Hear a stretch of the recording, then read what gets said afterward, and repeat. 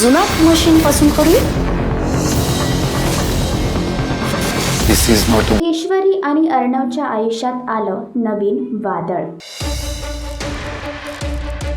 सात्विक फॅशन होणार बंद.